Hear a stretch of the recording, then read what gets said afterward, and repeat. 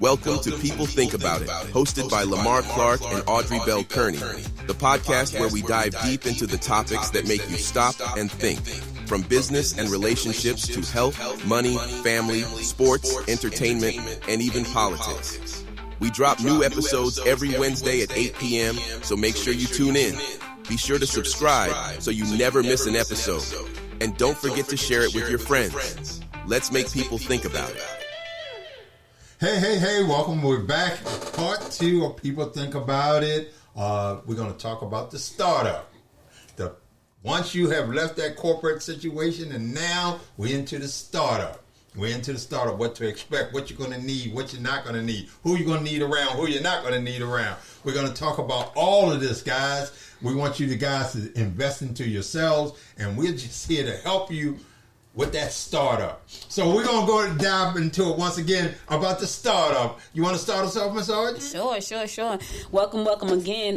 Today we're talking about the startup and thinking about, coming out of corporate America. So the first thing I would tell anybody who's leaving is to, before you go, what kind of business you want to start. What kind of lifestyle you want to lead. Because if you are the type of person who wants to have this freedom to move about, you want a laptop lifestyle where you're not pinned to a location, then you don't want to start a location-based business where you have to be there at that location. If you want to be in Paris and be able to do your business from your computer, that's a laptop lifestyle. But if you want to be that person that's in the cafe, you want to be known in the community, you want to be like community oriented, then you got a location lifestyle business. So you might want to just take a minute to say, you know what, I need to create this business around my lifestyle, not my lifestyle around the business, because a lot of people make the mistake of creating businesses that they tie themselves to that they absolutely hate because that's not what they really wanted. And especially if you're a person of a certain age, if you have done 30 years in corporate America, now you want to take some of your retirement money and start a business, and because you've been going to work every day, and you want to take that money and start a business, and then the next thing you know, you've tied yourself to a business where you got to still punch a 9 to 5 because you got to open the doors. Right. The difference now than when you were in corporate America, you punch a clock, you go to somebody else's business. Here, you got to open up your own doors, and if you don't open the doors, who will? Right. And, just knowing some of the terminology when you're going into business, like Audrey said, you can have a computer lifestyle building, or you can have what they call a brick and mortar. Yeah. So that means that's a standing building. Yes. And like she said, you the one got to turn the keys to open it, and you got one to turn the keys to close it. Yep. Then you can go to some of these new shopping centers, and all they do is sell you or rent you what they call a white box. And now all that means is sheetrock up, the floor is concrete, and it's up to you how you want to design the place. But one of the things I want to share with the startup, even if you go into a brick and mortar, because I learned this from my experience. When I went into that white box situation, it was just a concrete floor, walls up. That was it, and we were doing a barbershop. So we had to go in there and put a floor in, put stations in, put towers in if we wanted. Whatever we wanted, we had to put in. Mm-hmm. But you also got to understand this about a startup. When you go into a brick and mortar location, anything that you put in there that you decide, I want my design to look like this, I want my place, that becomes part of that place. Yep. So when you go to leave, you can't take it. So you have to understand that, do I go get a brick and mortar that I'm investing in it, that I'm going to own it? Or do I go get a brick and mortar that I'm going to rent? And understanding if you open up a restaurant, some things are just left there. So all the money you're investing on a hood, a grill, or whatever, you have to leave it there. When I launched the Gwinnett Women's Chamber last year, we were looking for a location, a hub, like for women in business, right? We wanted to have like a co-working space, and I went to go look at this building over in Snellville, nice building, 17,000 square feet. It used to be a gym. And we was like, that's perfect, got a back patio. Call a company, right? And he was like, there's no electric and there's no bathroom. So we were like, well, are you going to do that? He's like, no, whoever gets the building, they're going to have to do that. Right. We had to put in an electric and a bathroom. He said, yeah. I said, are you giving like some 2 years of rent free? What you doing? He was like, no. It's negotiable. So I learned right then and there, like, well, why would I put in electrical system inside of a building that I don't own? Why would I put in a bathroom in a building that I don't. What is a landlord doing? So you right about that. You have to really think about where you're going to put that money at. I'll give you another quick story. I had a friend during the pandemic. He's a friend of my husband's, and he had he used to work for some company. He got cancer, and he sued the company. He got a huge lawsuit, and of course everybody know I do business. So he came to me. He's like, I got $350,000, and I was like, okay, what you want to do with it? He said, I want to give to you to put in the business. I was like, okay. I got instantly excited, right, Lamar?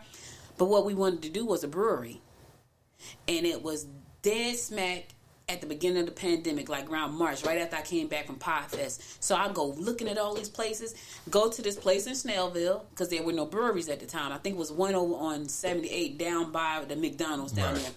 Go there. The lady said, well, the grease traps start at $15,000. Well, what is a grease trap? Right. Well, it's a brewery. We won't have food, so you still got to get a grease trap. Right. That starts at $15,000. She started giving me all these numbers. Before I could even think about anything else, the money was gone. I went back to my husband's friend. I said, I really appreciate the fact that you have faith in me with this, but I can't, in good faith, take your money not knowing the situation where we're going to be in the next few months because of this pandemic. And I know that I'm going to have to spend all this money. I said, so I cannot do that. And he said, thank you for being honest. He and his wife, we went to dinner with him and his wife and everything. And I said, I can't in good conscience do that. And so, you got to understand and do your homework before you make the decision to do that, because you could waste a lot of money. Right. You have to go into the situation knowing what your overhead is going to be before you even open the door. They tell you about the common area. Well, the common area is that, guess what? You, as a business, pay to throw money or throw your trash in that dumpster. Yeah. They charge you for that. So you go into it, and when you go into these brick and mortars and dealing with these landlords, I would suggest that you have somebody that understands the contract lingo. Because a lot of times what happens is people get caught up in contract lingo and don't understand it, and then whether you got to all of a sudden pack up and leave, well, you can't do this. If you leave, you can leave, but you owe us 5 years of rent because you signed a 5-year contract. That's right. So you paid 2 of those years, you owe us for 3 of those years. Yeah. And they stand strong on them contracts, So you got to understand in spending your money, hey, I just left my corporate job. Hey, I saved $100,000. I want to go into a brick and mortar building. I want to do this. Okay, start calculating from there what it's going to cost you. So that's one of the biggest overheads of your startup is understanding if I go into this brick and mortar, what it's going to cost me. Other than, like you say, hey, if I'm going to be a laptop person, what is going to cost me? Because it's still going to cost you something. The other thing I would say to you is, like, before you take the leap, get you a business plan. And if you don't know how to create a business, and I know some people are like, oh, you don't need a business. You don't. But if you don't know what the heck you're doing, you should get one. People that have been seasoned, 9 times out of 10, they don't need a business plan because they've run businesses. Like you and I, we've run businesses before, so we don't necessarily need a business plan. But if you've never run a business before and you're coming out saying, this is it for me, this is the last thing I'm going to do before I get up out of here, I'm going to tell you to go get a business plan. If you have no idea where to get a business plan from, go to your local college. They got SBDCs, which stands for Small Business Development Centers, where they will help you for free. Like the government gives them money, the SBA gives them money to help you with a business plan, to help you with market analysis, to help you with a marketing plan.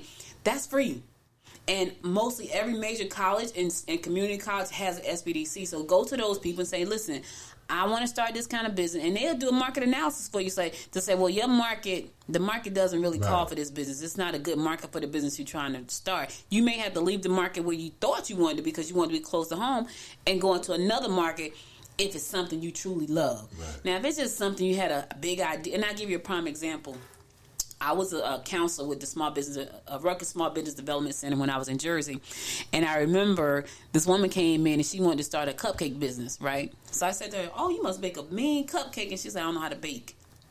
What? And what about the lady that when we do our get-togethers on every, the first Friday of every month? Friday. Second Friday every month we do a meetup. The young lady came. She could bake, but that's not what she wanted to do. She broke down crying. And at this meeting, she sat in there. Her mother is the one that's pushing her, do this bakery. You make good cakes, and that's not what she wanted to do. So as the conversation went on, And we start different business people there. They start asking the questions. Stuff. She couldn't answer the questions, and she just bust out and started crying. And then she just bust out and started crying. So then somebody asked her, "Well, why are you?" Because I really don't want to do it. She's doing it for her mother. Doing it for her mother. You know, but her mother knows nothing about baking, and she's the baker. So you know, to say whether that's going to be a successful business, I would probably say not. Well, I think she actually stopped doing it because I know somebody who know them personally, and she stopped doing it. She wanted to do her art, so that's what she's been doing, her art. And that's another thing, right? You can't walk in somebody else's shoes.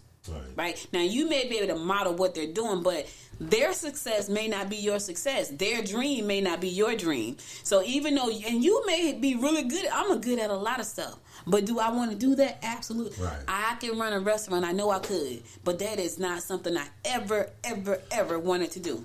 And you know another mistake that I would say people make in the startup, I've seen somebody else do it. Right. I think that is the worst concept that anybody that's going into business can have, because I seen them start it. Right. Well, you don't know what they did to start it. You don't know what their financial situation is. But, and I say it again, have a passion for what you want to do. Right. Have a passion for it. If you saw somebody else do it and it's the thing that you want to do, that's different, because now you can take, okay, I saw such and such do what I'm doing, what I want to do in my heart. And I would go mimic them. I would ask them, hey, can I go in there? Right. Now, let me tell you what's funny about that. Some people who have not reached a certain level of success, they will not share anything with you because they feel threatened. Right. So you may not be able to get it, but if they're doing like we're doing right now, putting out all this content, just go follow them on YouTube and Facebook. Because if they're doing what we're doing, which all business owners should be doing this, putting out content on a regular basis about their journey and what they're doing, you can just go follow everything they do. And we got so many great tools out there. You can just look at the website, look at a page, and say, okay, let me go look at this website to see how they're doing. It's a lot of tools out there. And we're going to talk about that the next week, about the tools that you can incorporate in your business. But if it's somebody who's doing the thing that you want to do, and you can model what they're doing. We're not saying copy what they're doing. We're just saying model. Because, again, like Lamar said, their journey is not your journey. However, you can learn from their mistakes. You can learn from their lessons. And a lot of times, if you're doing it correctly, somebody has interviewed them and talked to them about why they started the business, how they started the business, challenges that they face with the business. And if they have not done that, then they're doing their business a disservice by not talking about it. And when you get those discouraging words in your startup, and if it's really your drive and your passion, don't let it stop you. Because I'm telling you, there are people out here that will try to deter you from opening that business. Oh, that's not going to work, or that's not going to do that. You don't know what you're doing, and this and that. But it's all a journey. It's all a journey. And you do have people out here, like when we opened the barbershop, you know, we had guys that were coming in like, man, I want to open a barbershop. But they was only doing what they saw. Mm-hmm. Not that they had the passion that we had of cutting hair. Yeah. But me, I'm the kind of guy, I don't have a problem. You can open a barbershop next door. That doesn't mean you're going to be successful as I am. Right. Because, see, I got a passion for doing it. You're doing it because you think it's this big money maker, right? But like I used to tell people this. When we went into the plan of opening the barbershop, we knew what we had to go in there and do to this white box. We knew we had to put floors down, stations down, towers down, whatever we wanted. We had planned that out. We knew what it was going to cost us, right? We knew that, hey, if we got 10 chairs in here, because I had a partner, if we got 10, that means we're going to get 8 barbers. Them 8 barbers is going to take care of our overhead. Whatever we bring in is in our pocket, you know? Yeah. So our money is not taking care of the overhead. Those 8 barbers are taking care of. But when you lose a barber, you lose part of what that overhead. Right. So you have to understand all of that when you go into business, because the startup is the most important part. Yeah. Because after you start up, some of the things you have to wing as you go along, some of the things that, you know, you may have to change up, that you had a concept, well, I want it to work this way. Yeah. You might have to say, well, I got to change that up because that's not a long way. Then you have to do like Audrey said. Sometimes it's good to get an analysis or know the area that you're in, or the product that I'm selling or the service that I'm offering, does this area, you know, because I'm going to tell you something I really found out in a startup too. Like, we had this one barbershop when we first started there was no median strip in the middle of the street. Mm-hmm. So if you wanted to make a left into the barbershop, you could.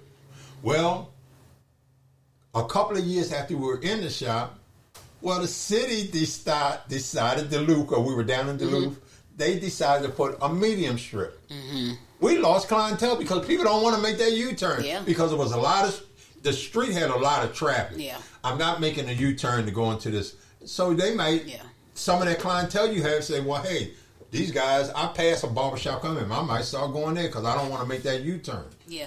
I can tell you, too, know your market, because I remember when I first moved to Georgia, back to Georgia, there was a restaurant over in Lawrenceville called Footprints. And they never had a crowd, ever, right? And I think it's because they brought New York prices to Gwinnett County. Right. And back when I first moved here, which was 11 years ago, you couldn't charge New York prices. I don't care how suburban you think Gwinnett was. It was not ready for New York prices. And they never had a crowd. If you go by there now on Friday night, there's a new restaurant there called Caribbean something, packed. The parking lot and they're new, packed out. They came at the right time. They did their research. They realized even though there's another Mexican restaurant right in the same parking lot, the entire parking lot is packed. Now, the two other restaurants that's not so good, I'm sure they're getting some in the residual of all that traffic. Right. But you got to know your market. There's another restaurant we try to go and support and help out with the chamber, whatever. Their food is really expensive, and nobody liked it. Right. They didn't like the way it tastes, and I was like, what do you tell them? Like, so you try to talk to people, and then they don't listen. So you need to find somebody that you trust that can give you some good advice, because if you're trying to start a business, you can't have an ego problem. Exactly. If you have an ego problem, you're going to suffer. If you don't want to listen to people and listen to advice, now it's one thing for people to be totally criticizing you. We get that, and that happens, right? People will totally criticize you. They don't understand. They try to kick you back in. It's never going to work. You don't want to talk to them anyway. Get away from them as quick as possible. You want to get around people who kind of see your vision. They may not be on the same path as you, but they're on the path. And you guys get together and you talk about things and how to make it work. That person. But the other people, get away from them. I lost friends when I first started because I couldn't go clubbing. I can't go clubbing. I got to do this press release. I can't go. I got to maintain the website. Remember I said in last episode, my website crashed. I did the website, but back then we didn't have great tools so the website don't crash. Right. My website crashed. I had to fix it. I can't go clubbing. I was a clubhead. I love clubbing. So you're going to lose friends. You want to seek wise counsel. You want to get somebody that could say, you know what, don't do that. Don't do it like that. And you gotta get ego out the way, because ego will cause you to lose a lot. And another thing, I when I went into business, I'm a guy I like partnership, and the reason I like partnership, and this is something that you take in consideration when you're going into business. Do I want to do this sole proprietor, or do I want to do partnership? But the reason I wanted to do partnership, and the same gentleman I talked to, like in the last episode, I was talking about the guy that owned the clothing store that taught me the business. One thing he said, when you go solo, it's your concept, your idea, and you tend, as you say, to let that ego stand in the way, and you don't listen to nobody, right? And if somebody come, if you have a restaurant and somebody come in that restaurant and said, them oxtails ain't hitting, and you get offended by it, instead of listening to what people say, then people stop coming. But the thing was, when he mentioned partnership to me, he was like, it's always like another pair of eyes and ears, that you may see it from this perspective and they see it from that perspective, but then somewhere you come to a common ground, and sometimes partnership is not for everybody. Nope. Partnership is not for everybody. Sometimes sole proprietorship is the thing for you. But that's in the startup is something that you have to decide. Do I want to go in this? Just like I know this restaurant that's here in Georgia, in Gwinnett, and I met the owners, and it's like 5 of them. Do you want to have that many partners? You know what I mean? Sometimes you got to understand the business that you're in. Yeah. That's the biggest thing. Understand the business. Do I need a partner? Like when I was in the barbershop business, I had a partner. And the great thing about it, when I had a partner in the barbershop, we could play good guy, bad guy. Mm-hmm. That if I had to be the bad guy and he had to go things smooth over, we kept an even till shot. Sometimes he had to be the bad guy and I'm the good guy. Yeah. when you're a sole proprietor, and I learned this from a guy I used to work for in corporate America. He had a company called Yateman Equipment Company. He said, whatever you do, whenever you go into business, never give that business your name. And his reasoning was that if something goes wrong, if you name your computer company Audrey's Laptop and Computers, right? Yeah. And people know that you Audrey and they have a problem on that laptop, you got to solve that problem right then and there. Yeah. But if you say this is good morning laptops, and we wake you up first thing in the morning, well, guess what? That gives you, if somebody come and complain, that gives you time to think about what can I do about this situation. I think the other thing too about having partnerships, because I've had partnerships, and I can honestly tell you because I'm the type of person like this, right? And I was talking to somebody recently, because someone called me like in the middle of the night. It was a client. And I said to one of my friends, I said, my problem is all my clients become my friends, and which is a bad thing sometimes. And they want me to partner on everything, right? But this particular one, I was like, I can't do it. I just cannot do it. I've had partners before, and I've had to let businesses die because I kind of valued the partnership, even though my partner did grimy things. Right. And some partners do that. Yeah. So my partner did a grimy thing, and I was like, okay, do I keep the friendship? Now, everybody told me you crazy, you should let the friendship go. Right. And I was like, no, because it wasn't something that I was definitely in love with. Right. If I was in love with that business, I probably would have let the partner go because they did something grimy. There will come a point, and if you're going to have a partner, you really need to do this before you start. Everybody needs to know their role in that business. Right. Everybody needs to know their role. Their percentage. Everybody needs to know what happens if something happens to the partner. It should be a partnership agreement really in place. Right. It should be paperwork. Now, here's the funny thing. You trust people, and you trust them people, and you say, okay, I trust them, they're going to do the right thing. And some people will. Some people will. But then there are other people who won't. And I'll give you a prime example. There was a partnership that I know of, and there was an event that took place, and the husband of the partner never showed up for anything except for that one event, and all they saw was dollar signs. So he instantly sat in the corner and just started plotting. He wasn't even in the business. Right. Started plotting on the business, and so when that happened, it made the other husband think, well, what are he doing? What are you talking about? He don't show up for nothing. It was like that kind of thing. But when you have a business, and if you don't have the necessary paperwork in place, that spouse, if something happens to your partner, the spouse, especially in the state of Georgia and California, that business transfers over to their partner. Right. And you should have insurance on one. You should have insurance on one. That's called key man insurance. Right. You should have key man insurance on your partner. So if one partner leaves, especially if they play a pivotal role in the business, if they leave, you can take that money. If something happens to them, unfortunately, you're the beneficiary. You're the beneficiary to that policy, and you can take it, and then you can get a new partner. So if you're thinking about starting with a partner, businesses can ruin partnerships. It really can. It can ruin friendships. It can ruin partnerships. You want to make sure everybody know their role. You want to make sure it's all died. You want to make sure, and some of these conversations are hard to have because nobody wants to talk about death. Right. Nobody wants to talk about, what happens if the partnership break up. Nobody wants to talk about that, so they don't talk about it, which is a bad thing, but they should. And so, thinking about putting all your money into something, all your time I saw this girl, she had a really, it was a show called, it was, it's on Peacock, I think, or Tubi, one of them channels, but her and her friend it was three of them, they had a business, and it was doing really well. And they were young. One of their friends died. I think she had cancer or something. She died. Then you had the other friend who was always in the store all the time, right? Running the store, stressing out. There's a show similar to Shark Tank. The other friend, she got to fly off and do this. She got to fly off and do that. She got to fly off and do this. Right. And so when the people came, the sharks come in, they was like, where's such and such? And then she's like, oh, well, she had to go do such and such. And they was like, oh, okay. The one that was in the store was really feeling stressed out. So she told the shark, and I don't think she meant to tell me, because we had a big blow up before the other one died. And she was kind of like the peacemaker between the two, right? And they was like, oh, okay. The one that was always having something to do, I know that one right there was feeling some kind of way because she was there running everything. There should have been some things in place. Balance. So you can know, like, well, this is what's going to happen. I shouldn't be here left alone because you got a job.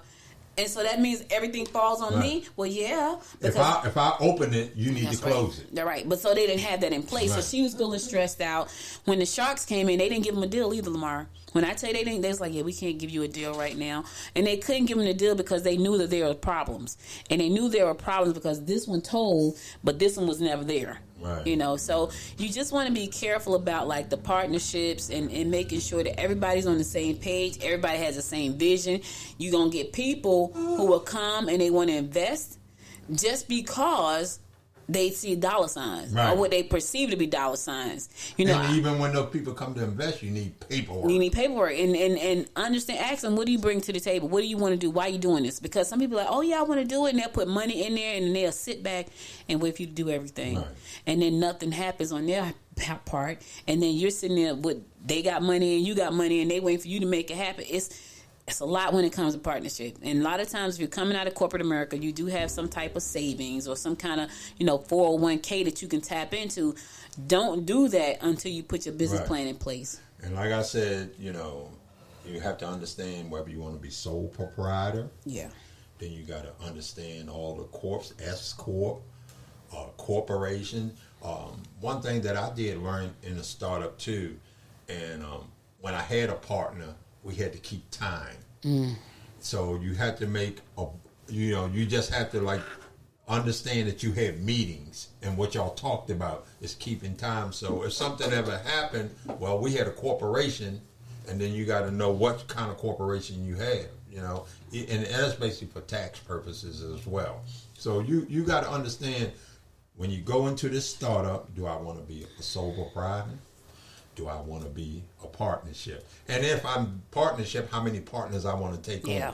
What kind of percentage am I willing to share with this person? Because if I start up a business that costs me $200,000, and I say, okay, I'm going to take in a partner, and this partner say I'm only bringing $25,000 to the table. Well, you can't get as much percentage as I get, because if I'm bringing the bulk of the money, now we need to sit down and say, okay, if you want to be a partner, for 25%, you get this much percentage of the business. And now here's a flip side to that, right? You got to look at this two ways, because they may be bringing $25,000, but what kind of experience are they bringing? Right. I mean, you got to. That's what I'm saying. Right. You got to weigh it all out. Yep. You got to weigh it all out. You got to weigh it all out because like they say, like you even said in the beginning. Well, they could be an attorney. Okay. Right. That eliminates it, because if they have common interest in that business, that eliminates a lot of your attorney fees. Yep. That eliminates you going out and getting somebody to read a contract. That's right. Because now they can read it. So I put up $25,000, but when we make our agreement, any contracts, any legal thing that has to be done, you have to handle it. Yep. And it ain't handling pro bono. You handling it for the cause, the best cause of the business. That's right. You know what I mean? That's right. So you don't look to get extra or paid from it. You're here to give us legal advice. That's right. You know what I mean? And that depends on what kind of business that you have. Yep. You know what I mean? So you got to understand what you have to lay on the table to do a startup. Yeah. A startup, like Audrey said in the beginning, with a startup, have a plan. Yeah. Either you plan to succeed or you plan to fail. That's right. So you got to know your numbers. You got to know what you're spending your dollars on. You got to know your bottom line, because we all know, everybody in business, you got a red and you got a black. Yeah. And you definitely don't want to stay in the red, because if you stay in the red, you're going to be closing doors real quick. Yeah. No matter what kind of business you have. And like Lamar said before, make sure it's something you're passionate about. Yeah, you got to be passionate about it, people. Stop opening these businesses because you're seeing somebody else do it. Yeah. Stop doing that, because it's going to be a waste of your time, effort. You're going to be mad at yourself. You're going to be asking yourself, why did I do this? Yep. You're going to set up and say, hey, you know what? I worked 30 years at this corporate job. I saved $50,000 to go in this, and now I don't have anything. Yep. And one thing I will say that's very important that Audrey touched on right before we close out is that, please, don't take your 401k and jump into something you don't know what you're jumping into. Please don't do that. Don't do it. You know what I mean? I know a lot of people that go into business say, well, you take a risk and you gamble it all, But even when you go to the casino, if you gamble it all, you do it at a pace. That's you right. just don't throw it all. You don't go to the casino with $20,000 in your pocket and go to the crap table and just Bet throw the whole $20,000. No, you go bet $2,000. Bet you might lose it all, but you don't throw it all on the table at the same time. Right. So you know what? If we base business on like shooting crap, don't throw all your money out there at one time. You know, you got different things you can bet on. I can bet on a line. I can bet on 5 years from now. I can bet on so please do that. So we just want to thank you guys. We want to keep y'all listening to this. Our third and I'm not going to say final because we're gonna keep you guys once you get into business. We just want to keep you guys abreast of what's going on in business, the new ideas, the new concepts that's coming up. We're going to have some business people in here talking about their success in business or their failures in business because it's not always a good thing. Sometimes it can be a bad thing. Right. So you got to take the good with the ugly, and maybe sometimes the ugly can help you make it good. Take the bitter with the sweet. So easy come, easy go. That's the song. We want to thank you guys for listening to People Think About It. Remember, hit the subscribe button. Listen to us every Wednesday at 8 p.m. We have a new episode on People Think About It. You can go to peoplethinkaboutit.com. You can go to peoplethinkaboutit@gmail.com. If you want to be a guest on the show, go to peoplethinkaboutit.com and sign our guest roster, and maybe we bring you on as a guest so you can share your adventures and your thing. And we're going to close out with our lady of People Think About It, Miss Audrey. No, just thank you all for listening. We appreciate your time, your effort, and be sure to subscribe to the show wherever you take the show. Listen to the show, whether it's Spotify, Apple Podcasts, Google Podcasts, iHeartMusic, Amazon Music. Subscribe to the show and share it with a friend. Until next time, make it a great day. And make it a really great day. Thank you for listening to People Think About It.